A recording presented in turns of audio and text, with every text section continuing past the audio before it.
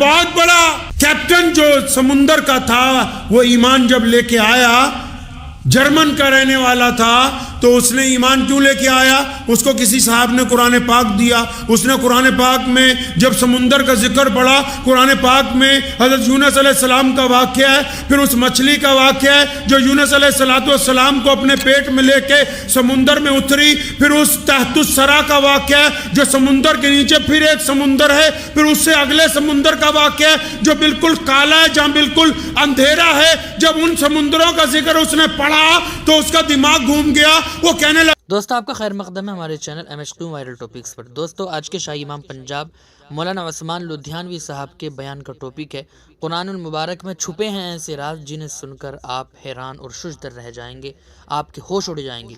इस बयान को तवज्जो से सुनिएगा, बहुत ज़्यादा फ़ायदा होगा। चलिए दोस्तों, मिलकर सुनते हैं। और रमज़ानुल मुबारक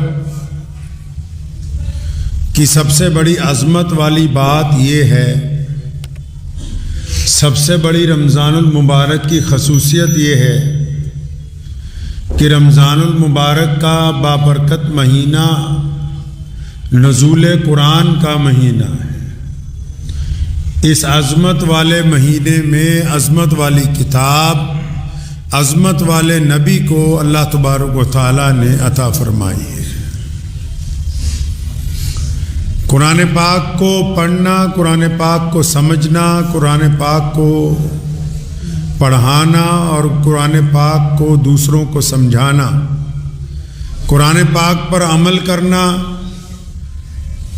ये तमाम मुसलमानों पर फ़र्ज़ है। जिस तरह नमाज फ़र्ज़ की गई, इसी तरह कुरान पाक के साथ रग़बत रखना, इसकी तालीम हासिल करना, कुरान पाक के अहकामात को समझना, ये भी तमाम मुसलमानों पर फ़र्ज़ है, ताकि वो अल्लाह तबारक व तआला के अहकामात को समझ के पूरी दुनिया के सामने अपने रब और रसूल सल्लल्लाहु अलैहि वसल्लम के पैगाम को जो है वो पहुँचा सके। कुरान पाक में खसूसियत है कि मुल्क कोई भी हो, ज़ुबान कैसी भी क्यों ना हो, हालात भी कैसे क्यों ना हो, इक़्तिदार किसी का भी हो, लोग जैसे मर्जी हो, माहौल जैसा मर्जी हो, कुरान पाक की सबसे बड़ी खसूसियत यह है कि कुरान पाक ने जो बातें इंसानों के साथ की हैं, वो हालात को देख के आज तक तब्दील नहीं की जा सकी। कुरान पाक के अहकामात को तब्दील नहीं किया जा सकता।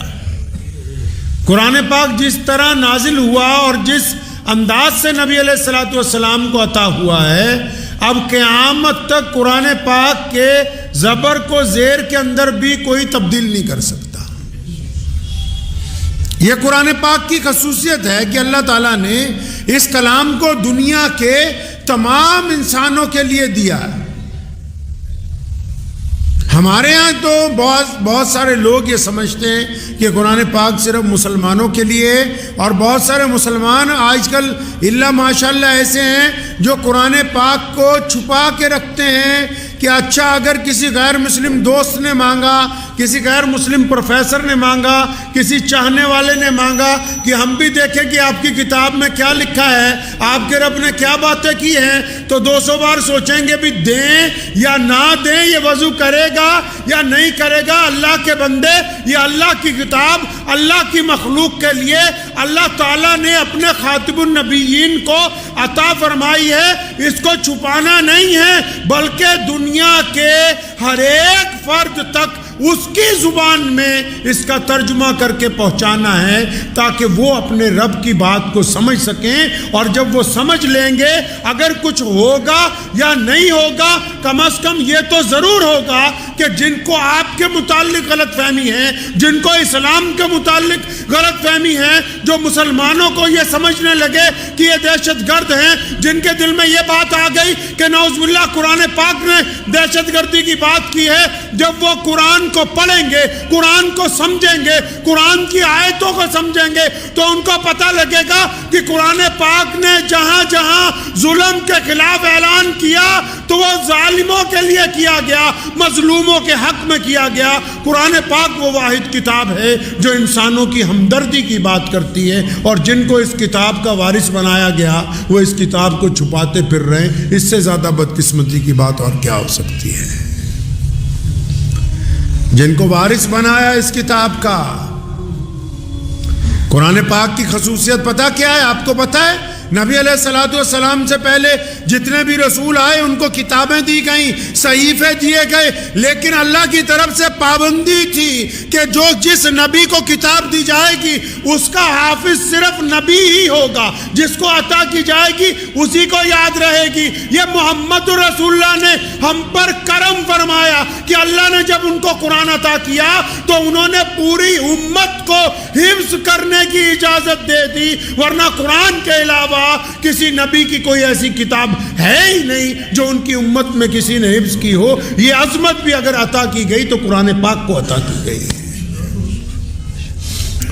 ये मर्तबा भी अगर मिला है तो सिर्फ कुरान पाक को अता किया गया, और इस मर्तबे अता करने की वजह से देखिए पहली उम्मतों की किताबें महफूज नहीं रही, और जो महफूज भी थी उनमें रद्दोबदल हो गया। मूसा अलैहिस्सलाम के सहीफे, उनके पास जो तौरात थी, जो इंजील थी, वो महफूज नहीं रही। लेकिन कुरान पाक महफूज क्यों है? क्योंकि नबी अलैहिस्सलाम ने अपनी उम्मत के सीनों में इसको महफूज कर दिया, अपनी उम्मत के करोड़ों दिलों के अंदर इसको इसका घर बना दिया। अब कोई चाहे भी तो इसके औराक में किसी जबर को जेर में, किसी पेश को नहीं तब्दील कर सकता। क्यों? क्योंकि यह करोड़ों दिलों में महफूज है। अल्लाह ताला ने इसकी हिफाजत का कायनात में अनोखा इंतजाम किया कि दुश्मन भी चाहे तो वो कुरान पाक के हुरूफ को तब्दील नहीं कर सकता है। बहुत सारे लोग ये समझते हैं कि कुरान पाक सिर्फ शायद नाजरा पढ़ने की किताब है, नाजरा पढ़ने का सवाब है, इसमें कोई दो राय नहीं। कुरान पाक को तरावी में सुनने का सवाब है, इसमें कोई दो राय नहीं। कुरान पाक को घर में पढ़ने का सवाब है, इसमें कोई दो राय नहीं है। कुरान पाक की एक एक आयत और एक एक आयत के हर एक लफ्ज में अल्लाह ने बड़ी अजमत रखी है। एक एक लफ्ज में अल्लाह ने बड़ी अजमत रखी है। बिस्मिल्लाह भी अगर आप पढ़ेंगे तो बा की अलग अजमत, सीन की अलग अजमत, मीम की अलग अजमत। कोई लफ्ज ऐसा नहीं जिसको अल्लाह ने अजमत वाला ना बनाया हो, बरकत वाला ना बनाया हो, जिसके साथ अल्लाह तुबारक व तआला ने बरकतें ना जोड़ दी हो, अजमतें ना जोड़ दी हो। लेकिन इसके बावजूद हमें ये पाबंद किया गया कि इसको पढ़ना तो है, इसको बरकत के लिए तो पढ़ना है, इसको किसी की बीमारी के लिए तो पढ़ सकते हैं, लेकिन सबसे पहले इसको पढ़ना है तो अमल करने के लिए पढ़ना है। अगर इसकी तशहीर करनी है तो अपने आप को सीधे रास्ते पर लाने के लिए करनी है। अब बदकिस्मती की बात तो ये है कि हमने कुरान पाक को उसके नुज़ूल के मुताबिक, कुरान पाक को उसके मकसद के मुताबिक, कुरान पाक को उसके तर्जुमे के मुताबिक पढ़ना बिल्कुल बंद कर दिया है। हम परेशान क्यों हैं? हम क्यों परेशान हैं? क्योंकि हमने कुरान पाक को तर्जुमे के साथ पढ़ा नहीं। हम कुरान पाक को दम करने के लिए इस्तेमाल करते रहे और कुरान पाक को तर्जुमे के साथ नहीं पढ़ा। अच्छा, तर्जुमे के साथ पढ़ते तो हमें पता लगता कि जो व्यापारी व्यापार कर रहा है, ये जो तराजू हाथ में पकड़ा, कुरान पढ़ा हुआ होता और इसने तर्जुमा पढ़ा हुआ होता तो इसको पता होता कि मैं एक व्यापारी हूं, मेरे रब ने कुरान में मुझे कहा है कि बराबर तोलना, गलत मत तोलना, मेरी निगाह तुझके ऊपर टिकी हुई है। क्योंकि कुरान नहीं पढ़ा, इसलिए अफसर तो बन गया है, इख्तिदार में तो आ गया है, लेकिन बड़े लोगों को कुछ करने के लिए काम करता है, अपनी मर्जी के मुताबिक कुरान करता है। लेकिन अगर कुरान पढ़ा होता तो फिर इसकी बात समझ आ जाती कि मैं कलमा ला इलाहा इल्लल्लाह मोहम्मद रसूलुल्लाह पढ़ने वाला हूँ, मैं इंसाफ का कलम लेके बैठा हूँ, मैं किसी को मुसलमान होने की वजह से छोड़ नहीं सकता, किसी को गैर मुस्लिम होने की वजह से सज़ा नहीं दे सकता, बल्कि जो रब रसूल ने इंसाफ के तकाजे पूरे करने के लिए कहा है उसके मुताबिक काम करूँगा। कुरान क्योंकि पढ़ते नहीं है, हमने समझा ही नहीं कुरान पाक को। कुरान पाक ने हमारे साथ गुफ्तगू की है बार बार। आज भी बड़ी जिम्मेदारी के साथ ये बात अर्ज की जाती है। आज भी अगर रमज़ान आने वाला है, 2-3 दिन रह गए, आप कुरान पाक को पहले पारे से पढ़ना शुरू कीजिए और उसका तर्जुमा साथ में पढ़िए, उसकी तफसीर पढ़िए। ये दावा किया जाता है आज भी पूरी कायनात में अगर कोई जिंदा किताब है, कायनात में कोई जिंदा किताब जो आपसे बात कर सकती है, जो आपके मसाइल को समझ सकती है, जो आपके दिल की बातों को जानती है, जो आपकी तकलीफों को महसूस करती है, जिसके पास आपकी परेशानियों का हल है, आप कुरान पढ़ना शुरू करेंगे, एक पारे के बाद आप यकीनन खुद अपने आप को कहेंगे कि लगता है ये किताब आज ही नाजिल हुई, और यूं लगता है कि जैसे मेरे लिए नाजिल हुई, ऐसे लगता है जैसा मेरा रब मेरी परेशानियां जानता है, उसको मेरे दुखों का पता है, उसको मेरी असलियत पता है, वो मुझे तरक्की के रास्ते पर ले जाना चाहता है। क्योंकि कुरान पढ़ा ही नहीं, इसलिए पता ही नहीं कि अल्लाह ताला का कुरान कहता क्या है। किसी गैर मुस्लिम ने उठ के अगर कह दिया कि कुरान पाक में नौज़ुबिल्लाह जिहाद की आयतें हैं, अरे मुसलमानों कम से कम पढ़ो तो सही कुरान को। दहशत गर्दी के खिलाफ, आतंकवाद के खिलाफ दुनिया में पहली सर्जिकल स्ट्राइक कुरान पाक ने करने का हुक्म दिया और ऐलान किया गया कि उन गरीब लोगों की, उन मजलूम लोगों की मदद क्यों नहीं करते जिनके ऊपर जुल्म किया गया। कुरान पाक ने दहशत गर्दी की बात नहीं की, दहशत गर्दी की मुखालफत की बात की है। क्योंकि कुरान नहीं पढ़ा इसलिए पता नहीं है, क्योंकि कुरान पाक को पढ़ना जरूरी नहीं समझा इसलिए पता नहीं है। और हमने ये देखा ही नहीं कि कुरान पाक चाहता क्या है। तालीम जो आज हम दिलवा रहे हैं अपने बच्चों को, पंजाब में अक्सर जब हम लोग प्रोग्रामों में जाते हैं, मैं तो अपने हिंदू सिख दोस्तों से अक्सर कहता हूं कि आप अपने बच्चों को अपने मजहब की तालीम तो दिलवाओ। आपने मजहब को कट्टरवाद का नाम दे दिया। मुसलमानों ने भी, हिंदुओं ने भी, सिखों ने भी, ईसाइयों ने भी, तमाम मजहब के लोगों ने मजहब को कट्टरवाद का नाम दे दिया। और नहीं, जो बंदा धार्मिक होता है, जो मजहबी होता है, वही तो अच्छा इंसान होता है, क्योंकि उसके दिल में अपने रब का खौफ होता है। उसका मजहबी होने का मतलब कि वो नेक इंसान है। आप अपने बच्चे को कुरान नहीं पढ़ाना चाहते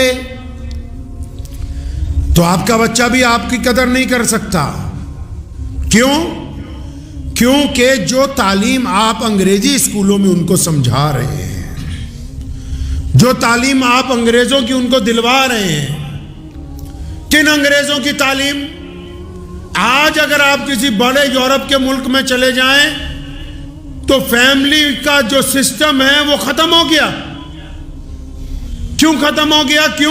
क्योंकि माँ बाप को औलाद से प्यार नहीं, औलाद को माँ बाप से प्यार नहीं।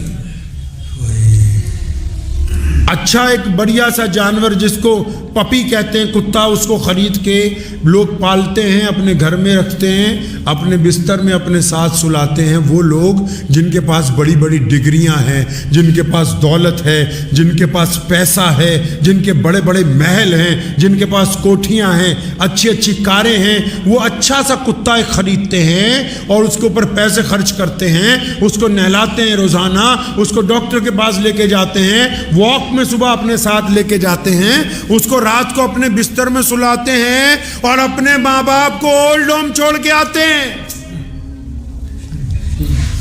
अपने माँ बाप को वृद्धाश्रम में छोड़ते हैं।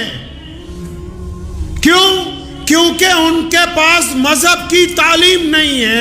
उनको यह तो पता लग गया कि पैसे कमाने, अय्याशी से जिंदगी गुजारनी, आराम से जिंदगी गुजारनी है। लेकिन अगर उन माँ बाप ने जो आज ओल्ड होम में दौलत होने के बावजूद बैठे हैं, अगर उन्होंने अपने बच्चों को अपना मजहब पढ़ाया होता तो ये बच्चे अपने रब से डर जाते, अपने रसूल का कहना मानते।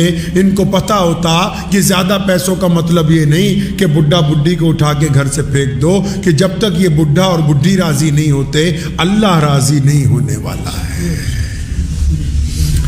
ये तालीम किसने देनी थी?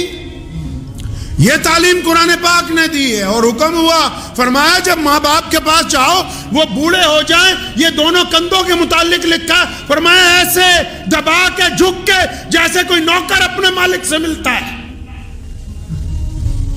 कंधे झुका के अपने माँ बाप से मिलो। और फरमाया जब आगे से डांटे, क्योंकि बूढ़े आदमी को बाज़ औक़ात समझ नहीं रहती, तो फरमाया आगे से अगर डांट दे माँ बाप तो उफ भी ना कहना, क्योंकि तू जब छोटा था गोश्त का लोथड़ा था और तुझे इन्होंने अपने जिगर का खून पिला पिला के पाला है, अपना पेट काट के तुझे खिलाया। कुरान पाक में यह खासियत है, क्योंकि कुरान ने एक बहुत बड़े आलिम को, कुरान ने एक बहुत बड़े अफसर को, कुरान ने एक बहुत बड़े वजीर को, कुरान ने एक गरीब को, बड़े और छोटे को, जिनके दिलों में कुरान का एहतराम है, वो अपने माँ बाप के गुलाम बने हुए हैं। और जिन्होंने कुरान पाक को पढ़ा ही नहीं, वो माँ बाप को गाली दे के नमाज पढ़ने जा रहे हैं। उनको पता ही नहीं कि माँ बाप की नाराजगी के बाद नमाज होती ही नहीं है। उनको पता ही नहीं कि कुरान पाक की अजमत क्या है, कुरान पाक आपसे चाहता क्या है। कुरान पाक ने कोई बात ही नहीं है ऐसी, आप जाएं आप कहें मैं साइंसदान बनना हूं, कुरान कहता है साइंसदान बन गए, और अल्लाह ताला ने फिर उसके रमूज लिखे। एक बहुत बड़ा कैप्टन जो समुंदर का था, वो ईमान जब लेके आया, जर्मन का रहने वाला था, तो उसने ईमान क्यों लेके आया, उसको किसी साहब ने कुरान पाक दिया। उसने कुरान पाक में जब समुंदर का जिक्र पढ़ा, कुरान पाक में हज़रत यूनुस अलैहिस्सलाम का वाक़या है, फिर उस मछली का वाक़या है जो यूनुस अलैहिस्सलाम को अपने पेट में लेके समुंदर में उतरी, फिर उस तहतुस सरा का वाक़या है जो समुंदर के नीचे फिर एक समुंदर है, फिर उससे अगले समुंदर का वाक़या है जो बिल्कुल काला है, जहाँ बिल्कुल अंधेरा है। जब उन समुंदरों का जिक्र उसने पढ़ा तो उसका दिमाग घूम गया। वो कहने लगा ये मोहम्मदुर रसूलुल्लाह, हमारे प्यारे पैगंबर। क्योंकि गैर मुस्लिम दोस्त बहुत सारे ये समझते हैं कि शायद कुरान पाक मोहम्मदुर रसूलुल्लाह की किताब लिखी हुई है। नहीं, कुरान पाक तो मोहम्मदुर रसूलुल्लाह को अल्लाह ने दिया है, ये अल्लाह की किताब है। जब उसने ये वाकया पढ़ा समुंदर का, तो उसने नबी अलैहिस्सलाम की ज़िंदगी पर किताबें मंगवा ली कि मैं ये पढ़ूंगा कि वो कौन से जहाज़ में बैठे थे, कौन से कपड़े इस्तेमाल किए थे, किस तरह आज से 1450 साल पहले समुंदर के नीचे चले गए। उनको कैसे पता है कि समुंदर के नीचे एक और समुंदर है, कि मेरी ज़िंदगी तो 50 साल गुजर गई, मुझे पहली तय का पता है, मुझे पता है कि उसके नीचे एक और जगह है, लेकिन हम जा नहीं सके। ये कुरान कैसे बातें करता है कि इतनी नीचे जाके तहतुस सरा में वो उतर ये मछली। तो वो बड़ा हैरान हुआ, कहने लगा मोहम्मद रसूलुल्लाह की जिंदगी पढ़नी है, कौन सी किश्ती इस्तेमाल की, कौन से कपड़े इस्तेमाल किए, कौन सी गैस इस्तेमाल की। और जब किताबें पढ़ी पता लगा प्यारे पैगंबर तो कभी कश्ती पर सवार ही नहीं हुए, प्यारे पैगंबर ने तो कभी समुंदर का सफर किया ही नहीं। तो उसको किसी बताने वाले ने बताया ये किताब अल्लाह की किताब है, ये मोहम्मद रसूलुल्लाह पर नाजिल की गई है, इसमें दुनिया के आखिरत के तमाम राज अल्लाह ने अपने महबूब के ऊपर खोल के बयान किए हैं। तब उसने कहा कि बेशक मैं इस बात को मानने के लिए तैयार हूँ, समुंदर का माहिर होने के बावजूद, कि अगर कोई सच्ची किताब है तो मोहम्मद रसूलुल्लाह को अता की गई कुरान पाक है।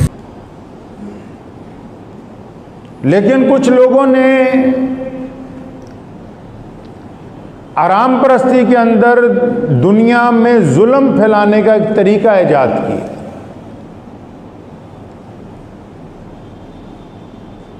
और दौलत कमाने का ऐसा तरीका ईजाद किया जिससे उनको तो कुछ हासिल हो रहा है, लेकिन जिनसे सामान या दौलत ली जा रही है उनके दिलों को सुकून नहीं पहुंचता, बल्कि नफरतों का कारोबार शुरू हो रहा है। मेरी मुराद तावीज़ देने वाले और तावीज़ लेने वाले लोगों से।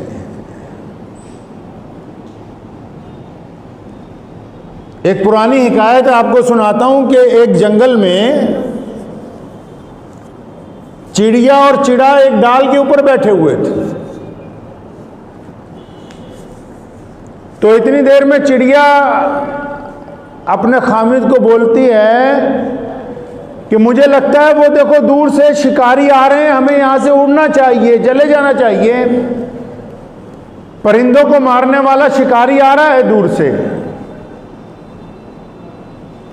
अब चिड़े ने जब अपनी बीवी की बात सुनी ना, तो उसने ध्यान से जब दूर देखा तो उसने चिड़िया को कहा कि नहीं नहीं, तुझे गलतफहमी हो गई है, वो जो आ रहा है उसके पास तीर कमान नहीं है, उसके पास कोई बंदूक नहीं है, और उसके कपड़े शिकारियों वाले नहीं। उसका चेहरा, उसके सर पे रखी हुई पगड़ी, उसका जो चाल ढाल है चलने की, वो तो दूर से देखने में कोई शरीफ आदमी लग रहा है, कोई पीर लगता है, कोई बाबा लगता है देखने में।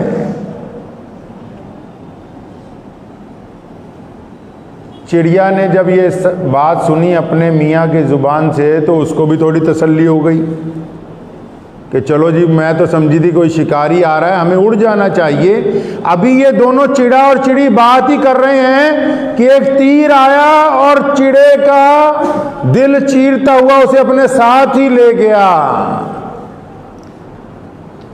चिड़िया के साथ जब ये जुल्म हुआ तो उसने अदालत में मुकदमा किया, वक्त के बादशाह के जाके अपील की कि देखो जी, मेरे खामिद को मार दिया गया, उसके ऊपर तीर चलाया गया, उसको इसने कत्ल कर दिया।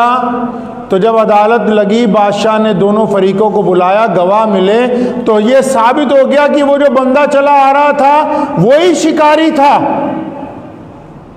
वो जो बंदा आ रहा था चला हुआ, जिसके पास उस वक्त तीर कमान नजर नहीं आया, जिसके पास कोई बंदूक नजर नहीं आई, जो देखने में शरीफ आदमी लगता था, जो देखने में पीर लगता था, वली लग रहा था, जिसके चेहरे के खद्दो खाल किसी बाबे की तरह थे, और पता लगा कि यही शिकारी है। और जब गवाहों ने भी कह दिया कि यह शिकारी यही है, और यह पता लग गया कि यह कातिल है चिड़िया के आदमी का, तो बादशाह ने चिड़िया को कहा, बताओ इसको क्या सजा दें, क्या इसको फांसी दे दी जाए, क्या इसको कत्ल कर दिया जाए? तो सुनिए उस चिड़िया ने क्या कहा। उस चिड़िया ने कहा कि बादशाह साहब, इसको फांसी देने से मसला हल होने वाला नहीं है, इसको कत्ल कर देने से मसला हल होने वाला नहीं है। बादशाह बड़ा हैरान हुआ, उसने चिड़िया से पूछा, फिर तुम चाहती क्या हो? कहने लगी, चिड़ा तो मर गया, अब मैं ये चाहती हूं कि आप एक कानून बनाएं कि जो शिकारी हैं वो शिकारियों जैसे कपड़े पहने, अल्लाह वाले जैसे कपड़े पहन के लोगों का शिकार ना करे, ताकि लोगों का यकीन ना उठ जाए। अगर तुम शिकारी हो तो तुम्हारे कपड़े शिकारियों जैसे होने चाहिए, अगर तुम डाकू हो तो तुम्हारा लबो लहजा डाकुओं जैसा होना चाहिए। यह क्या बात हुई कि तुमने अपनी शक्ल अल्लाह वालों जैसी बना ली, अपना चेहरा बाबाओं जैसा बना लिया, पीरों फकीरों जैसा बना लिया, और लोगों को कत्ल करते फिरते हैं। इस्लाम की 1400 साल की तारीख इस बात की गवाह है, कोई एक सहाबी ऐसा नहीं है जो यमन से चला हो, मिस्र से चला हो, खुरासान से चला हो, कोई रसूलुल्लाह सल्लल्लाहु अलैहि वसल्लम के पास आया और आगे कहा, या रसूलुल्लाह मुझे तावीज़ लिख के दे दें। कुरान पाक का नुज़ूल तावीज़ात के लिए नहीं हुआ। और मैं हैरान हूं कि 21वीं सदी के लोग, जिनको पता है कि अगर हम बीमार हो जाएं और हमारे जिस्म में कोई मर्ज लग जाए तो वो मर्ज डॉक्टर के पास जाएंगे, और डॉक्टर जो दवाई देगा वो मरीज को खानी होगी। डॉक्टर अगर इंजेक्शन लगाने की बात करेगा तो इंजेक्शन मरीज के जिस्म में लगाया जाएगा। ये तो मुमकिन नहीं है कि अगर मरीज छोटा सा बच्चा है और डॉक्टर ने उसको तेज डोज देनी हो तो उसके माँ बाप कहेंगे, जी हमारे टीका लगा दो, हमारे बच्चे के ना लगाओ। क्या यह मुमकिन है? ऐसा हो सकता है कि जो बंदा बीमार हो उसको दवाई ना दी जाए और उसके माँ बाप को दवाई देते हैं, भाई बहनों को दवाई देते हैं, तो आप कहेंगे कि नहीं नहीं डॉक्टर बेवकूफ है, पागल है, इलाज नहीं हो सकता। तो फिर ये कैसे मुमकिन है कि जो बंदा, अगर उसको इस बात का वहम है या इस बात का अंदाजा है कि उस पर जादू हो गया, उसके ऊपर किसी ने टूना कर लिया, ये कैसे मुमकिन हो सकता है कि दवाई की पुड़िया उसकी जेब में रहे और वो ठीक हो जाए? ये कैसे मुमकिन है? कुरान पाक का नजूल तावीज़ लिखने के लिए तो नहीं किया गया। अल्लामा नबवी रहमतुल्लाह अलैह फरमाते हैं कि गर्चे अगर जायज़ भी हो तावीज़ पहनना लिखना, फरमाते हैं अव्वलीन ईमान का दर्जा ये है कि बंदा उसको अपने गले में किसी कीमत पर ना लटकाए और मुकम्मल तवक्कल अल्लाह की ज़ात के ऊपर तवज्जो कर दे अपनी। कैसे नफरत का कारोबार चल रहा है जी? लोगों के दिल कमज़ोर हैं हमारे मुल्क में। मैं आपको अपना एक छोटा सा वाक़या सुनाता हूँ। हम लोग कहीं गए, हमारे एक दोस्त हैं, उनकी नई कोठी बनी थी, उसका इफ्तिताह था, दावत रखी थी उन्होंने। अब उस कोठी में जब दावत वावत से फारिग होके बाहर निकले तो मैं और मुस्तकीम भाई इकट्ठे ही थे। तो सामने वाली जो कोठी वाले थे उनको पता लगा कि शाह इमाम साहब के बेटे आए हुए हैं और इस कोठी में आज दावत इफ्तिताह है। तो वो जो गैर मुस्लिम थे, मियाँ बीवी, वो उसके पास आए कि हज़रत को बोलें कि 2 मिनट के लिए हमारे घर भी आ जाएं। अब चलिए जी, पड़ोसी हैं, उनके घर भी चले गए। माशाल्लाह बड़ा खूबसूरत घर बना हुआ था। अब बैठे, हमने उन्हें कहा कुछ खाएंगे पिएंगे नहीं, उन्होंने कहा फिर भी आप थोड़ा सा जूस ले लें। तो आप यकीन माने कि हम उनकी बैठक में बैठे और बहुत मालदार लोग, बैठक बड़ी खूबसूरत बनी हुई थी जिसको ड्राइंग रूम बोलते हैं आप। अब उसकी जो सीलिंग थी बड़ी प्यारी अच्छी लगी मुझे, तो मैं बड़े ध्यान से उसे देखने लगा कि खूबसूरत चीज़ है और ये कैसे बनाई गई। मेरा अंदाज़ा था भी इनसे मालूम करूं भी क्या लगाया है इसमें, भी इतनी खूबसूरत है, इसका डिज़ाइन बहुत अच्छा है। मैं अभी 2 मिनट उसको देखा तो उनके घर की जो बड़ी खातून थी वो सामने आके हाथ जोड़ के खड़ी हो गई कि आप सच सच बताओ मियाँ जी क्या नज़र आ गया है, बताओ, हमारे घर में तो साया ही बड़ा ज़बरदस्त है। अब जो वहमी लोग होते हैं ना, जब वो ये हरकत शुरू करते हैं यहीं से कारोबार शुरू हो जाता है। अब ये जो डुप्लीकेट शिकारी है जिसने कपड़े जो है पहन रखे सूफियों वाले, कहने लगा हाँ जी नजर आया तोड़े घर ते साया ही बड़ा भारा है। आप अंदाजा लगाएं 21वीं सदी में जी रहे हैं। ये पता है कि मोबाइल बिना सिम डाले हुए नेटवर्क नहीं पकड़ेगा, फिर भी घोड़े की नाल और हंडिया अपने घर के बाहर लटका रखी है कि ये आफतें रोक देंगी। ऐसी कोई भी चीज किसी के ऊपर आने वाली आफत को नहीं रोक सकती। अगर तावीज़ों के साथ दूसरे को अपने काबू में कर लिया जाता, हम ना काबू में कर ले अमेरिका के प्रधानमंत्री को, हैं जी? बैतुल्लाह में रोजाना दुआ होती है पूरे फलस्तीन के लिए, और फिर क्या करते हैं? जो आता है तावीज़ लेने नफरत कैसे फैला देते हैं कि अच्छा तुम्हारे घर में ए के साथ किस किस का नाम पड़ता है। उसने कहा जी मेरे फलां चाचे का लड़का, उसका नाम ए से एहसान है जी, फलां है जी, उसका नाम अनिल है जी, फलां है जी, उसका नाम ये है जी, अच्छा ठीक है। एच से कितने लोगों का नाम है? उसका जी फलां का नाम है, ठीक है, अच्छा तो फलां। तो उनको अपने 500 रुपये खड़े करने के लिए हम बता देते हैं कि फलां जो लफ्ज़ का आदमी है वो बंदा तुम्हारे ऊपर कुछ करवा रहा है। अब अंदाजा लगाएं कि 500 रुपये कमाने के लिए इन 2 बंदों के दिलों के अंदर नफरत पैदा कर दी। 2 बंदों के दिलों में नफरत पैदा कर दी। वो फिर आता है दोबारा के जी बार बार। आपको पता है ये जो छिपकलियां दीवारों पर फिरती हैं, अगर आप कभी जाएंगे जानवरों के डॉक्टर के पास, तो ये जब छिपकली प्रेग्नेंट होती है तो ये खून की पिचकारियां मारती है। अब जितनों के कपड़ों पे खून के छिट्टे पड़ गए, वो सुबह ही किसी बाबे के पास पहुंच जाता है, बाबा जी छिट्टे पड़े हुए हैं। हाँ तेरे घर का तो हालात खराब है भाई, तू टाइम ते आ गया, नहीं तो काम निपटन वाला ही सी तेरा बस। घर में आप कोई गोश्त लेके आए, लिफाफा लाए सालन, अब ला के कुर्सी पे रख दिया, टेबल पे रख दिया, अब वो खून वहाँ लग गया, वो उठा के किचन में चला गया, किसी का रुपट्टा वहाँ पर रखा गया, किसी के कपड़े रखे गए, अब उस पर लग गए हैं जी दाग खून के, जी मामला ख़राब हो गया। अब इस घर की तबाही तैयार है जी बस। कई तो ऐसे मिलेंगे आपको कहेंगे बस आज तू टाइम ते आ गया, अगर 1 घंटा और लेट हो जाता काम तो मुक गया सीगा जी बस।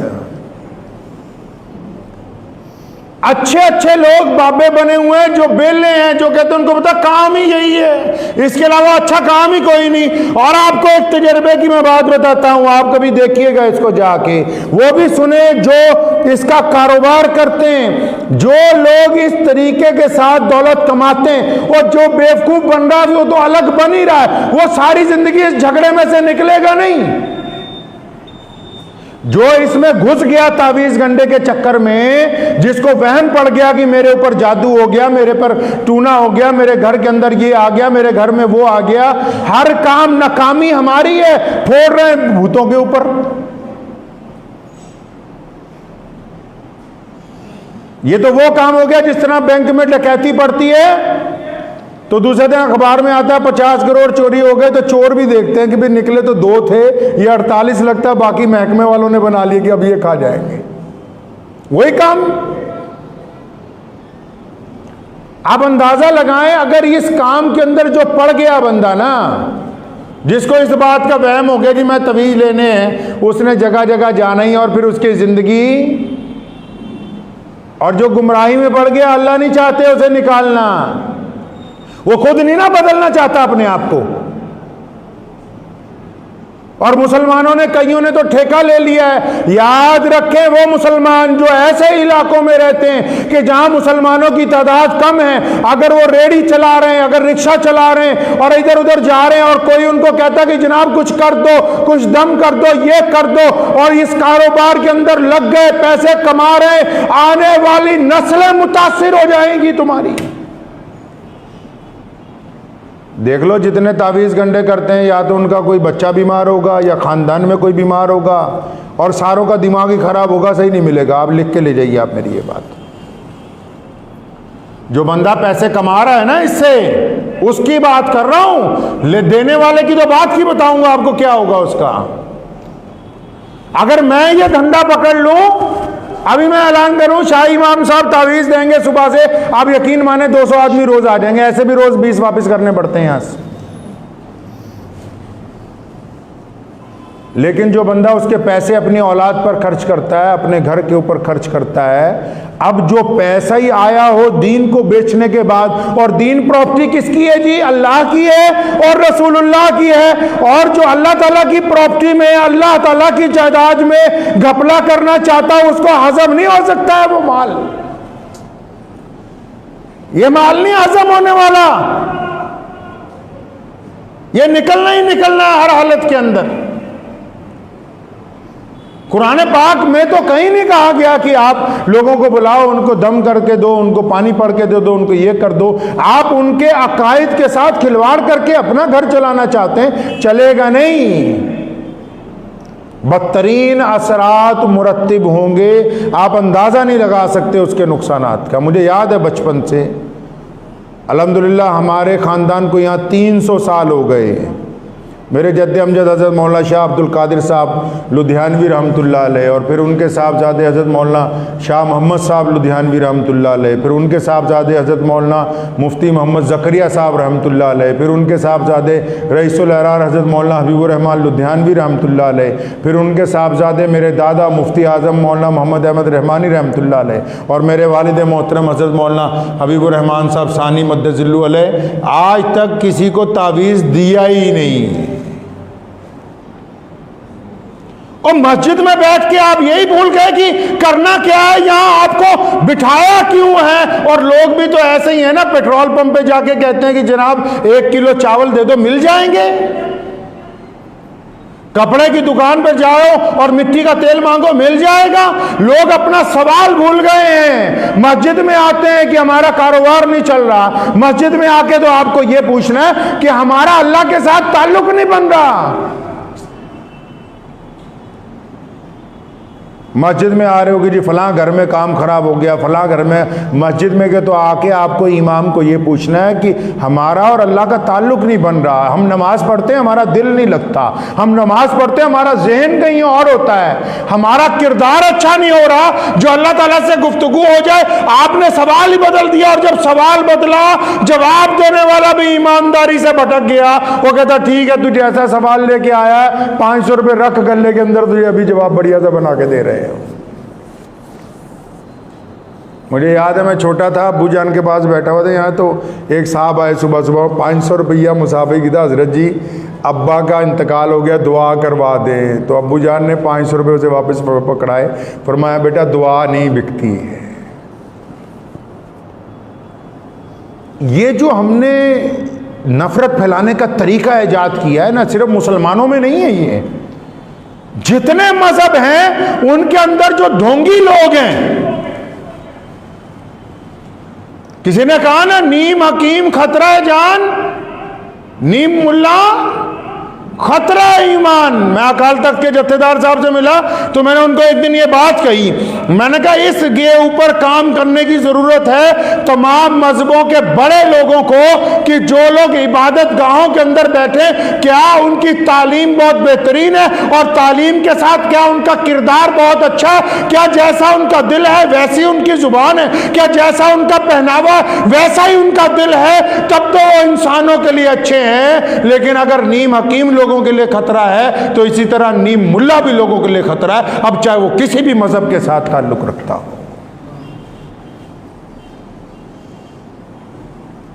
वहम के मरीज हो गए हमारे यहाँ, हमारे देश में तो वैसे भी किसी को थोड़ा सा डरा दो लोग भज्जे फिरते कि अच्छा ऐसे करेंगे जी वैसे करेंगे जी। अल्लाह के बंदो, पहली बात तो ये कि 90% लोग जो हैं ना उन पर जादू होता है ना टूना होता है। पहली बात तो ये पल्ले बांध लो अपने पास। जादू बरहक है, कुरान पाक ने उसका इलाज बताया है, लेकिन आप अंदाजा तो लगाएं जिसका इलाज करना है जी, अब वो बंदा कहे जी मैंने दवाई नहीं खानी,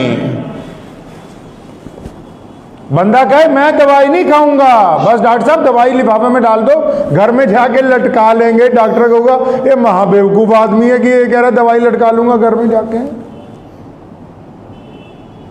पहली बात तो ये कि जो लोग तावीज़ गंडे के चक्कर में पड़ गए ना मेरे भाई, वो अपने आप को भी परेशान कर रहे हैं, अपने घर वालों को भी परेशान कर रहे हैं। वहम का मर्ज उनको हो गया है। गुस्ताखी की माफ़ी के साथ कहता हूँ, घरों में 60-70% तो ऐसे रहने वाले हैं, मर्द हो या औरतां हो, अद्धियां नूं तां डुप्लीकेट जिन चढ़ जाता, वो कहता घर दे काम ही ना दसन मैनू, वो कहता घर वाले काम ही ना बताएं, बाबे नजर आन लग पे है जी। एक साहब मिले जी, मैं शेख फरीद साहब आते, अल्लाह अकबर, आप अंदाजा लगाओ जो बंदा ये दावा करता हो कि मेरे में आ जाते हैं बाबा जी, और बाबा जो अल्लाह का वली हो, क्या उसको ये नहीं पता कि ये नापाक आदमी इसमें आएगा कैसे? और जो अल्लाह के पास लौट गया उसने कब आना है? कुरान पाक में जिक्र है जादू का, और इलाज भी कुरान पाक में रसूलुल्लाह सल्लल्लाहु अलैहि वसल्लम ने हमें बता दिया। अब ये सुन लो बात, बिल्कुल वही मैं बार बार कह रहा हूँ कि दवाई खुद खानी होगी।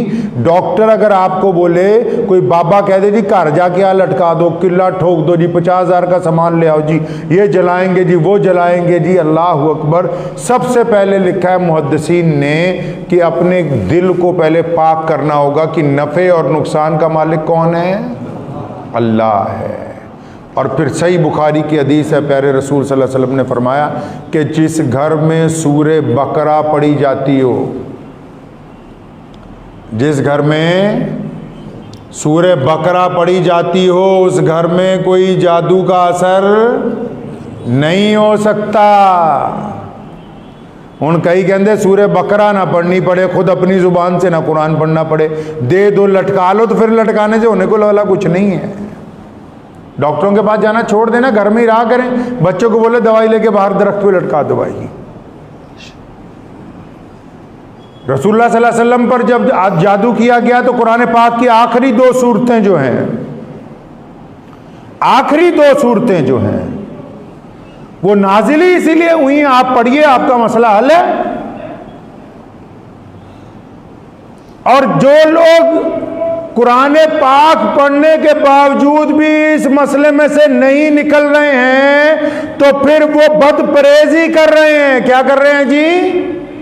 अब एक बंदा शुगर की दवाई खा रहा है, बार बार चेक करता है शुगर हाई आ रही, दवाई सुबह दोपहर शाम खा रहा है। अरे दवाई सुबह दोपहर शाम खा रहे हो, फिर भी वो अपने मुकाम पर नहीं आ रही, क्यों? पता लगा जी दवाई भी खाता है, रसगुल्ले भी खाता है, दवाई भी खाता है, बर्फी भी खा रहा है, दवाई भी चल रही है, जलेबियां भी। अब डॉक्टर कहेगा कि भाई जब तुम परहेज ही नहीं कर रहे तो फिर दवाई का तो असर नहीं होने वाला। तो अगर जादू हट ही नहीं रहा, टूना हट ही नहीं रहा, तो इसका मतलब आप जाती जिंदगी में अभी अपने गुनाहों से परहेज नहीं कर रहे हैं। आपको इलाज के साथ परहेज तो करना था, झूठ बोलने से। इलाज के साथ उन लोगों की नफरत तो दिलों से निकालनी थी जो अल्लाह और उसके रसूल का हुक्म है। इलाज के साथ जो रिस्क खा रहे हैं उसका जरिया भी तो हलाल बनाना था। अब हराम कमाई के साथ हलाल काम करने चले हैं, तो कीचड़ के साथ अगर कीचड़ को धोएंगे तो सारी जिंदगी चेहरे से कोई भी सफाई होने वाली नहीं है। अगर ये आयतें असर नहीं कर रही तो इसका मतलब मरीज परहेज ही कर रहा है। मरीज अपने पास से कुरान पाक की आयतें जुबान से नहीं पढ़ता, और पढ़ता है तो फिर उसके कारनामे इतने नापाक हैं कि उन आयात का असर नहीं हो रहा। वरना अगर इन आयात को किसी पहाड़ पर नाजिल कर दिया जाए तो वो रेजा रेजा हो जाए, उनमें इतनी अल्लाह ने ताकत रखी हुई, उसका असर नहीं हो रहा। अब कई गैर मुस्लिम दोस्त पूछते हैं कि जी हम तो कुरान शरीफ पढ़ते नहीं, हमें पढ़ना नहीं आता, हम जादू टूने के अंदर फंस गए हैं। उनको भी अपना परहेज करना होगा। पहली बात, अगर वो इस नीयत के साथ लगे हुए हैं कि फलां का नुकसान हो जाए, याद रखो जो दोगे वो वापस आना है। लोग पूछते ना सेहत कैसे अच्छी बनती, कैसे बिगड़ती है। अगर आप तिब्बे नबवी में पढ़ाओगे, बहुत खूबसूरत सा छोटा सा असूल लिखा है कि जो खाओगे वही निकलेगा, जो खाओगे वही बनेगा। जितना गुड़ डालोगे उतना ही मीठा होगा ना जी। नेकी करोगे नेकी वापस आएगी, गुनाह करोगे गुनाह वापस आएगा, धोखा करोगे धोखा वापस आएगा, बेईमानी करोगे बेईमानी लौट कर वापस आएगी। अब अगर कोई ऐसे लोग हैं जो मुसलमान भी नहीं है और तावीज़ गंडों के चक्कर में फंस गए, अगर वो लोगों का बुरा चाहते तो उनका बुरा होगा, अच्छा नहीं हो सकता है।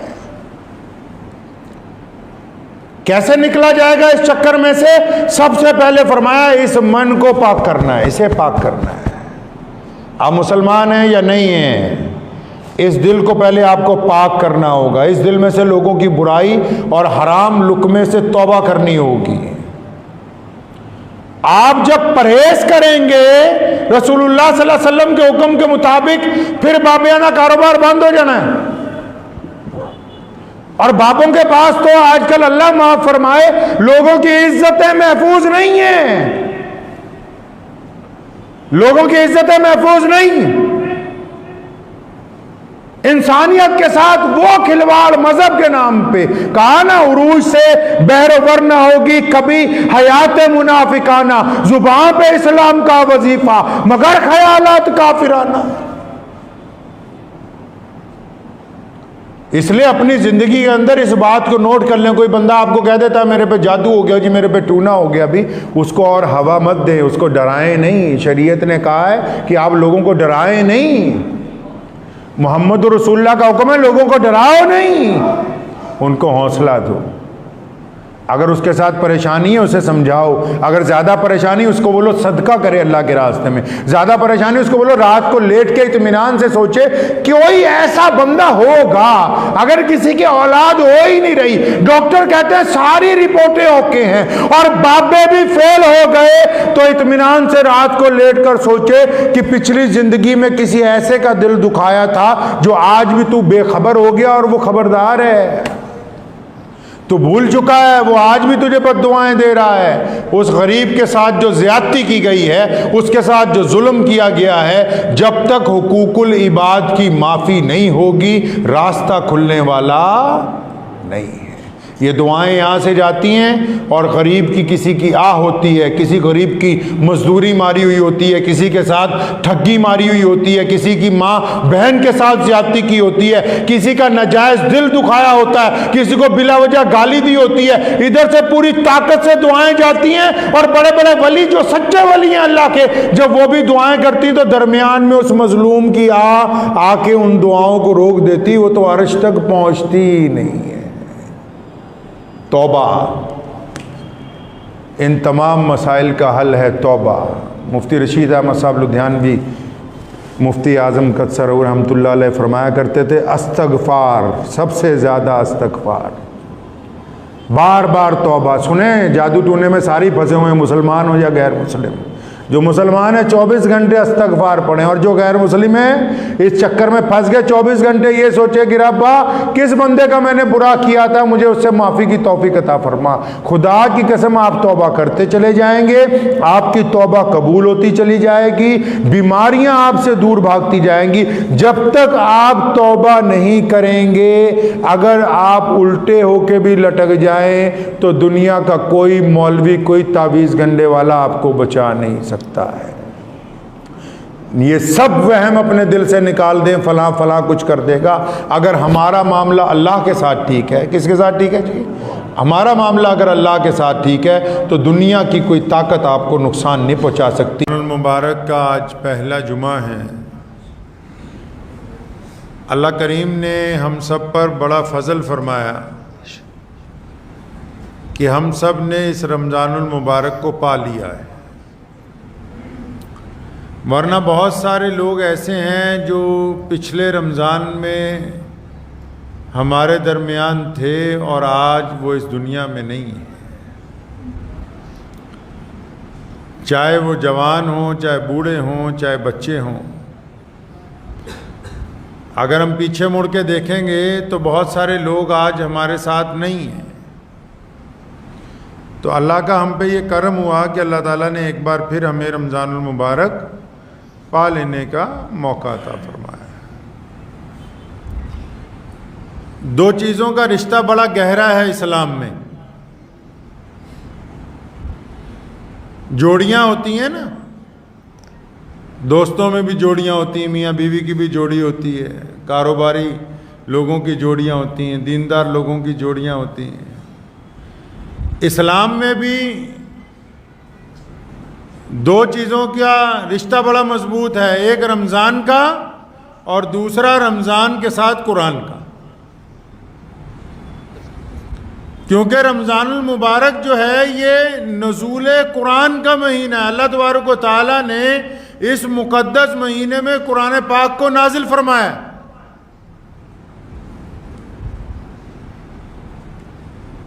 एक तो पहली निस्बत ये थी कि रमज़ान अल्लाह तबारक व तआला का महीना है। उस पर कमाल ये हुआ कि अल्लाह तबारक व तआला ने इस माह को ये इज़्ज़त और अता फरमा दी कि रमज़ान को नुज़ूल कुरान का भी महीना बना दिया गया। तमाम का तमाम कुरान पाक रमज़ानुल मुबारक के महीने में भी अल्लाह तबारक व तआला ने नाज़िल फरमाया। तो यही तो वजह है कि रमज़ान शरीफ में तमाम आमाल जो हम करते हैं, मिसाल के तौर पे रोज़ा रखने के बाद बुराइयों से बचते हैं, तमाम चीज़ें करते हैं, लेकिन उसके साथ साथ इबादत में हम किस चीज़ की सबसे ज़्यादा कसरत करते हैं? इबादत में मुसलमान रमज़ान में सबसे ज़्यादा कसरत कुरान पाक की तिलावत करने की करता है। जो मौका मिल जाए कुरान पाक पढ़ा जाता है, जितना मौका मिल जाए कुरान पाक पढ़ा जाता है। अब कुरान पाक जो है वो कायनात के लिए एक निज़ाम का दर्जा रखता है, कायनात के लिए रूह का दर्जा रखता है, जिस्म के अंदर जान का दर्जा रखता है कुरान शरीफ। हमारे यहाँ हिंदुस्तान में कुरान शरीफ को लोग दम करवाने के लिए, कुरान पाक से लोग दुआएं लेने के लिए, कुरान पाक की आयत से जिन्नात से छुटकारा हासिल करने के लिए, कुरान पाक से घर में बरकतें हासिल करने के लिए, कुरान के ज़रिए अपने बुज़ुर्गों को बख्शवाने के लिए, इस तरह के काम जो हैं वो करते हैं। देखा जाए तो ये मना नहीं है। ये बात जो है इसको खारिज नहीं किया जा सकता कि कुरान जिस घर में पढ़ा जाए वहां अल्लाह तबारक व तआला की रहमत नाजिल नहीं होगी, क्योंकि कुरान वहां पढ़ा जा रहा है। इस बात को खारिज नहीं किया जा सकता कि कुरान पाक को अपने अकाबरीन की, अपने जो दुनिया से चले गए उनकी मगफरत के लिए पढ़ा जाना चाहिए, कुरान पाक को घर में बरकत के लिए पढ़ना जाना चाहिए, कुरान पाक को अपनी सेहत के लिए, शिफा के लिए पढ़ना चाहिए। लेकिन कुरान पाक के नुज़ूल का मकसद क्या है? कुरान पाक नाजिल क्यों किया गया?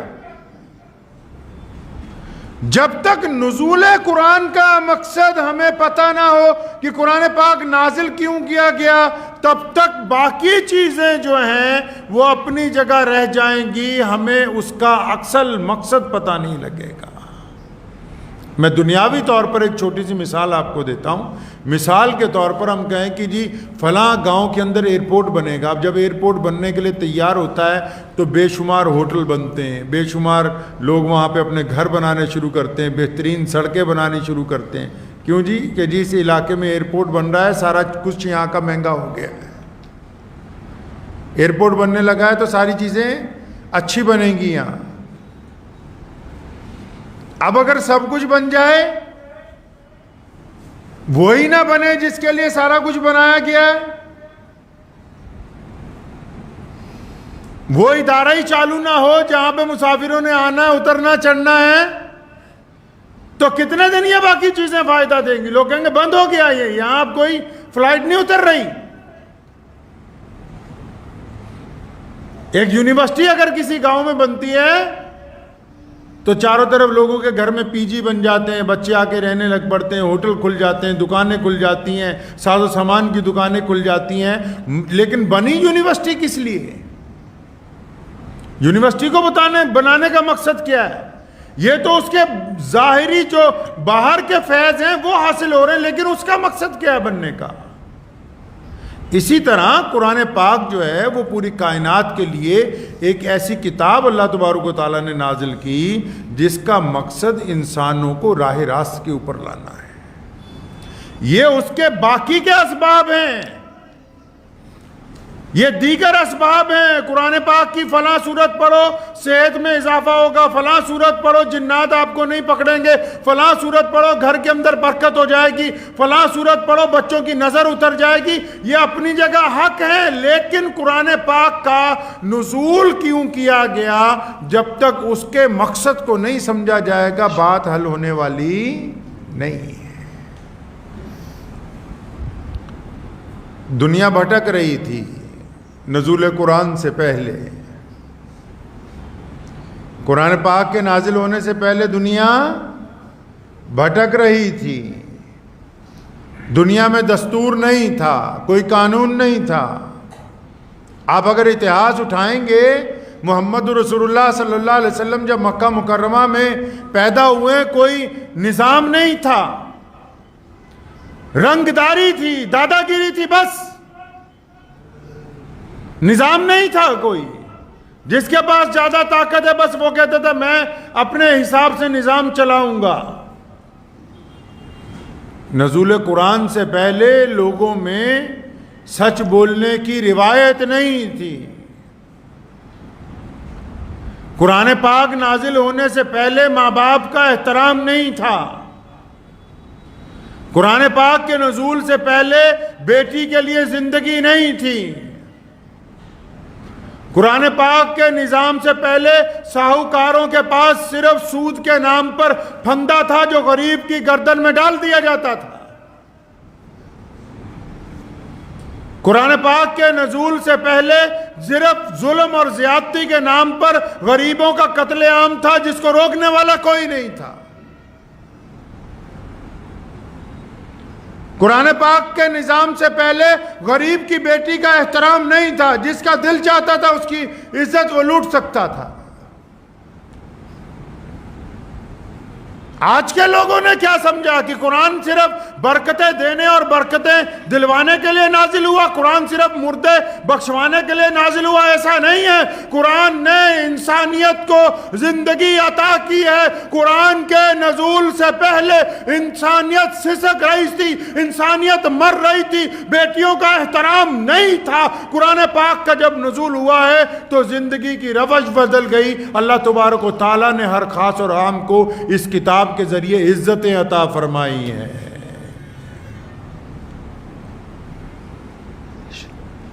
लोग माल तकसीम करते हैं, कैसे करते हैं? कोई बंदा लाइन में खड़े हुए गरीबों को पैसे देता है, एक तरफ से बराबर बांटता हुआ चला जाता है। इस्लाम ने निज़ाम बनाया, इस्लाम ने कहा कि माशरे में जो ज़्यादा गरीब है उसको ज़्यादा देंगे, ताकि पहले उसको बराबर कर दिया जाए। कुरान पाक ने ये असलूब तय किए हैं जिंदगी के।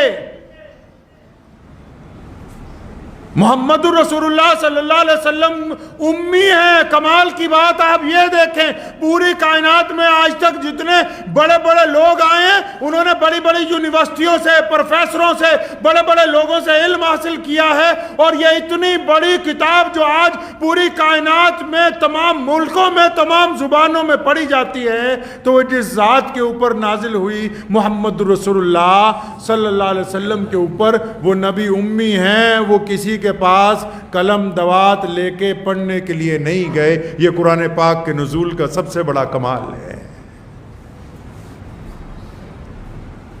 नबी अलैहिस्सलातु वस्सलाम का कोई उस्ताद नहीं है। हुज़ूर नबी अलैहिस्सलातु वस्सलाम किसी मदरसे में किसी के पास पढ़ने नहीं गए। अल्लाह तबारक व तआला ने अपने नबी को खुद इल्म अता फरमाया और फिर ऐसी किताब अता की, ऐसी किताब अता की कि 1450 साल में इस किताब के ऊपर अब तक कई लाख किताबें, अगर मैं कहूँ ये लफ्ज़ भी कम होगा, 1450 साल में अब तक कई लाख किताबें इस कुरान पाक को समझने के लिए, इस कुरान पाक को देखने के लिए, इसके रमूज़ को समझने के लिए, इसकी बातों को समझने के लिए, इसके कलाम को समझाने के लिए अब तक लिखी जा चुकी हैं। लेकिन अभी तक प्यास बुझी नहीं है। कुरान पाक का कमाल यह है कि कुरान जब कोई पढ़ता है, अगर कोई दुश्मन भी पढ़ता है वो दोस्त बन जाता है। अब तक की तारीख दुनिया की कहती है कुरान पाक को जिन दुश्मनों ने भी पढ़ा वो दोस्ती पर मजबूर हो गए। जिन्होंने ये समझ के कुरान को पढ़ा कि नाउज़ुबिल्लाह कुरान आतंक की बात करता है, जिन्होंने ये समझ के पढ़ा कि कुरान ने किसी को मारने की बात की, और तो जब उन्होंने कुरान पढ़ा तो उनको ये बात समझ आ गई कि कुरान आतंकवाद को खत्म करने की बात कर रहा है। कुरान जुल्म और सितम ज़्यादती की मुखालफत की बात करता है। आज मुसलमानों ने कुरान पाक पढ़ना छोड़ दिया। आप भी अगर आज भी कुरान शरीफ उठा लेंगे, अभी अगर आप तर्जमे के लेके और तफसीर लेके कुरान पाक पढ़ेंगे, तो मेरा ये ज़ाती तजर्बा है और मैं आपको दावे के साथ ये बात कहता हूँ कि जब आप कुरान पाक पढ़ना शुरू करेंगे पहले पारा से, तो आपको कुछ दिनों में, कुछ घंटों में, जो भी आपकी पढ़ने की रफ्तार है, आपको ये महसूस होगा कि ये किताब आज नाजिल हुई है। ये कुरान पाक का कमाल है। ऐसा लगेगा आपको कि ये किताब आज नाजिल हुई है और मेरे लिए अल्लाह ताला मुझसे बात कर रहे हैं। आप पढ़े तो सही कभी। आपको ऐसा महसूस होगा कि कुरान आज नाजिल हुआ, अभी नाजिल हुआ, और ऐसा आपको लगेगा कि कुरान पाक आपसे बातें कर रहा है। वो आपके दिल की बातों को जानता है, वो आपकी नब्ज़ को पहचानता है, वो आपकी तकलीफ को महसूस करता है, वो उसके पास उसका हल मौजूद है। लेकिन ये बदकिस्मत कौम पढ़ने के लिए तैयार नहीं है। जिनके पास ऐसा निज़ाम कुरान पाक की शक्ल के अंदर मौजूद हो, जो गिरते हुए बंदे को उठा के खड़ा कर दे, जो बर्बाद कारोबार को बुलंदियों पर लेके चला जाए, जो घर के अंदर फितनों फसाद को मोहब्बतों के अंदर तब्दील कर दे, जो माशरे की गंदगी को बिल्कुल पाकी के अंदर तब्दील कर दे, जिनके पास ऐसी बेहतरीन किताब हो वो पढ़ने के लिए तैयार ना हो, तो इससे बड़ी अफसोस की बात और क्या हो सकती है। मैंने रमज़ान से पहले जुमे में कहा था कि जो लोग 3 दिन की 10 दिन की तरावियां करवा रहे हैं, अल्लाह का शुक्र है कि पूरे मुल्क से बड़े लोगों के फ़ोन आए। बहुत सारे लोगों को अल्लाह तबारक व तआला ने दिल में बात डाली कि नहीं, हम सारा रमज़ान सुने। तो कुछ ऐसों के भी आए कि ये मसला कहाँ पे लिखा हुआ है। तो मैंने उनसे पूछा कि ये जो तुमने रिवायतें बनाई ये कहाँ पर लिखी हैं? ये जो तुम दीन घड़ रहे हो अपने पास से बैठ के, ये किस किताब में लिखा है? चोरी भी है, ऊपर से सीना चोरी भी है, मुसलमानों की जेबों पे डाका भी डाल रहे हो, ऊपर से सीना चोरी भी कर रहे हो, कौम को गुमराह भी कर रहे हो, ऊपर से अपनी गलती मानने के लिए भी तैयार नहीं है। ऐसे ही लोगों के लिए कहा गया। अल्लाह के नबी हज़रत मोहम्मद रसूलुल्लाह सल्लल्लाहु अलैहि वसल्लम कहीं टहल रहे थे तो कुछ कबूतर गंदगी खा रहे थे, उनके परों पे कुरान लिखा था। सहाबा किराम देखे तो तड़प गए। अल्लाह के नबी अलैहि सलाम को फरमाया, या रसूलल्लाह इन परिंदों को देखें, ये गंदी चीज़ खा रहे हैं, इनके परों पे कुरान लिखा है। फरमाया नहीं, ये तुम्हें दिखाने के लिए है कि एक वक्त ऐसा आएगा, ऐसे लोग भी मेंबरों के ऊपर बैठेंगे जिनके अंदर गंदगी होगी और ये गंद खाते होंगे, लेकिन लोगों को ये कहते होंगे कि हम कुरान की बात कर रहे हैं तुम्हारे साथ। उरूज से बहरोबर ना होगी कभी हयात मुनाफिकाना। अल्लामा आमिर उस्मानी ने कहा ना, उरूज से बहरोबर न होगी कभी हयात मुनाफिकाना। जुबान पे इस्लाम का वजीफा मगर ख्यालात काफिराना। हमारी जिल्लत की इंतहा क्या, हमारी पस्ती का क्या ठिकाना। गुनाह तो फिर गुनाह ठहरे, इबादतें भी मुजरिमाना। नारे तकबीर, नारे तकबीर, खत्मे नबुव्वत, खत्मे नबुव्वत, नारे तकबीर। कुरान पाक हमसे चाहता है कि वो हम कुरान पाक से गुफ्तगू करें, हम बातें करें अपने रब के साथ कुरान पाक के जरिए। हम जाके अपनी बीमारी का, अपनी तकलीफ का, अपने गम का मदावा अल्लाह के कुरान पाक से करवाएं। जाके पूछें, कुरान खोल के पढ़ें कि हमें क्या तकलीफ है, अल्लाह क्या चाहते हैं। यह तुम्हें किसने समझाया कि घर में कोई मौलवी आके सिर्फ दुआ कर जाए और घर वाले नमाज ही ना पढ़ते हो। मौलवी आवे दुआ कर जाए, घर वाले नमाज ना पढ़न, तो ये दुआएं कबूल होंगी? वो दुआएं कबूल नहीं हो सकती हैं। पीछे पलट के देखें, 1450 साल में हम जो यहां तक पहुंचे हैं, कुरान पाक का कमाल है ये।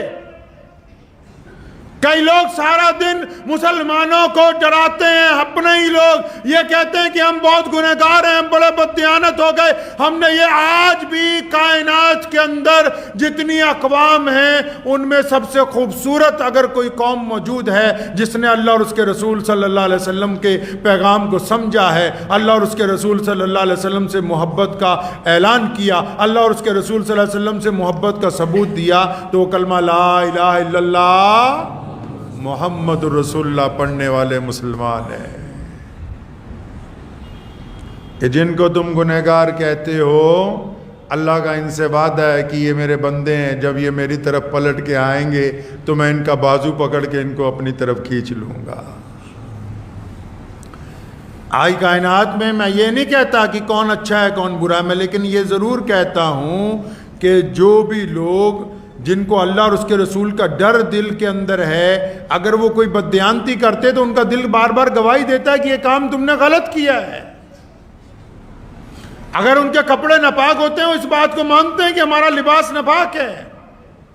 अगर उनकी जेब में एक तरफ सूद के पैसे हैं तो वो किसी मदरसे मस्जिद में देने से रुक जाते हैं कि ये हराम का माल है। वो रोजा रखने के बाद दूसरों की बेटी को देख के अपनी आंखें झुका लेते हैं, ये अल्लाह के महबूब बंदे। जो रोजा रखने के बाद किसी पर नाराज नहीं होते, अल्लाह की रजा के लिए दूसरे की गलती को माफ करते हैं, ये अल्लाह के पसंदीदा लोग हैं। अल्लाह तबारक व तआला ने इनको नवाजा है। बेहतरीन अल्लाह तबारक व तआला ने अपना महीना अता किया, और इस महीने में कमाल ये है कि सारा दिन इधर उधर भटकने वाले लोग, सारा साल इधर उधर भटकने वाले लोग कसरत के साथ अपने रब की तरफ पलट आते हैं। रात को मस्जिदें नमाजियों से पुर हो जाती हैं। तो इसको ये समझना चाहिए कि अल्लाह की रहमत इन लोगों के साथ मौजूद है। इन्हें यह समझाने की बात है कि रमज़ान के बाद भी रमज़ान के माहौल को कायम रखना है। हमने सिर्फ कुरान पाक तरावियों में सुनना नहीं है, सुनने के साथ साथ उसे समझना है। कुरान पाक ने बड़ी खूबसूरत, आप अगर कभी कुरान पाक को तफसीर के साथ पढ़ेंगे, छोटी छोटी बातों में कुरान पाक ने कहा हर मुश्किल के बाद आसानी। कुरान पाक ने कहा कि हम यतीमों की मदद करने वालों को एजाज देंगे। कुरान पाक ने बार बार कहा कि जो किसी को कुछ खिला देगा अल्लाह तबारक व तआला उसको शेर कर देंगे, 10 गुना अता फरमा देंगे। कुरान पाक ने कहा माँ बाप जो हैं वो तुम्हारा सरमाया है, तुम्हारे सर के ताज हैं। कुरान पाक ने कहा पड़ोसी के साथ उसने खलूक से काम लो। कुरान ने कहा कि जुल्म के खिलाफ उसके पंजे में अपना पंजा लड़ाओ। कुरान पाक ने हमें हिदायत दी है कि किसी भूखे को खाना खिलाओ। कुरान पाक ने हमें कहा कि दूसरों को इज्जतें बांटो। हम समझते हैं कि सिर्फ कुरान पाक मुर्दे बख्शवाने के लिए है, ऐसा नहीं है। जब आप कुरान पढ़ेंगे, कुरान आपको कहेगा कि अब्दुर्रहमान यार आज के बाद किसी की बुराई नहीं करनी है। कुरान आपसे कहेगा कि जुनैद देखो आज के बाद किसी के दिल को नहीं दुखाना है। कुरान पाक आपसे गुफ्तगू करेगा कि सुनो उस्मान आज के बाद अपने वालिदैन की नाफरमानी नहीं करनी है। कुरान पाक आपको समझाएगा कि देखो अगर कामयाब होना है तो मोहम्मद रसूलुल्लाह सल्लल्लाहु अलैहि वसल्लम की रस्सी पकड़ लो, मोहम्मद रसूलुल्लाह की पैरवी कर लो, और जिसने उनकी पैरवी कर ली वो नाकाम नहीं हो सकता है। कुरान पाक इसलिए पूरी दुनिया में थोड़ी मशहूर है कि 217 जुबानों में इसका तर्जुमा हो चुका है। कुरान पाक इसलिए नहीं मशहूर कि दुनिया के हर मुल्क के अंदर मौजूद है, हर जगह इसके हाफिज मौजूद है। नहीं, कुरान पाक इसलिए पूरी कायनात के अंदर मकबूल है कि हवा कैसी भी हो, हुक्मरान कैसे भी हों, आबो हवा कैसी हो, लोग जैसे मर्जी हों, कुरान पाक की किसी आयत के अंदर कोई तब्दीली नहीं की जा सकती है। कुरान पाक को पढ़ने में तब्दीली नहीं की जा सकती है।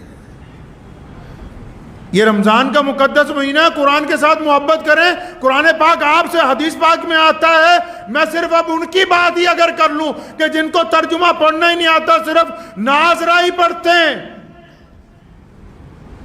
हदीस शरीफ में आता है बंदा जब मर जाता है, कब्र के अंदर जाता है, हिसाब किताब होने लगता है, फरिश्ते आते हैं जो सख्ती करना चाहते हैं, और जो बंदा कुरान पढ़ने वाला होता है कुरान पाक सामने आके खड़ा हो जाता है, रुक जाओ ये बंदा मुझे पढ़ता था, मैं नहीं इसके साथ तुम्हें टकरने दूंगा।